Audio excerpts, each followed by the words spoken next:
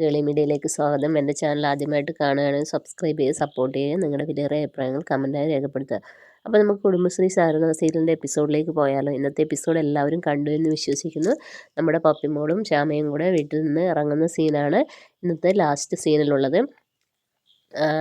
അതാണ് ഇന്നത്തെ ഹൈലൈറ്റ് എന്ന് പറയുന്നത്. അവരുടെ കരച്ചിലും സത്യഭാമയ്ക്കുള്ളിൽ ഇഷ്ടമൊക്കെ ഉണ്ട്. പക്ഷേ എന്താ പറയുക, ഒരു സ്ത്രീത്വത്തിൻ്റെ അവരുടെ അഭിമാനം വിട്ട് അവർക്കൊന്നും ചെയ്യാൻ പറ്റാത്തൊരവസ്ഥയിലാണ് അവർ നിൽക്കുന്നത്. അങ്ങനെ പപ്പിമോളും ശ്യാമമോളും അവിടെ നിന്ന് ഇറങ്ങുകയാണ്. നാളത്തെ എപ്പിസോഡിലാണ് കാണിക്കുന്നത് നമ്മുടെ ശാലിനിക്ക് ബോധമൊക്കെ വരുന്നത്. ശാലിനി ഫുഡൊക്കെ കഴിക്കാൻ തുടങ്ങുന്നു. അങ്ങനെ വിഷ്ണു ശാലിനിക്ക് ഫുഡൊക്കെ എടുത്തു കൊടുക്കുന്നു. ആ സമയത്ത് ശാലിനിയുടെ അസിസ്റ്റൻ്റ് അങ്ങോട്ട് വന്നിട്ട് പറയുന്നു, പുതിയ സബ് കളക്ടർ മാഡത്തിന് പകരം ചാർജ് എടുത്തിട്ടുണ്ടെന്ന് പറയുന്നു. അപ്പോഴേ ശാലിനിക്ക് മനസ്സിലാകുന്നു ഇത് അവർ കളിച്ചതാണ്. കാരണം ഇനി എന്ത് ചെയ്യും, ഇനി അവരുടെ നീക്കങ്ങളൊന്നും നമുക്കറിയാൻ പറ്റില്ലല്ലോ എന്നുള്ള രീതിയിലൊക്കെ ശാലിനി സംസാരിക്കുകയാണ്.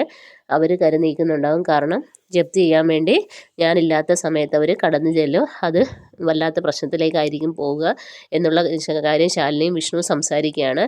അതിനെന്ത് ചെയ്യാൻ പറ്റുമെന്നൊക്കെ ആലോചിക്കുകയാണ്. ഇതേ സമയം തന്നെ അവർ നേരത്തെ പ്ലാൻ ചെയ്തിരിക്കുകയാണല്ലോ. കാരണം ശാലിനിയുടെ അസുഖം ശരിയാകുന്നതിന് മുമ്പ് തന്നെ പോയി വീട് ജപ്തി ചെയ്യുകയാണ്.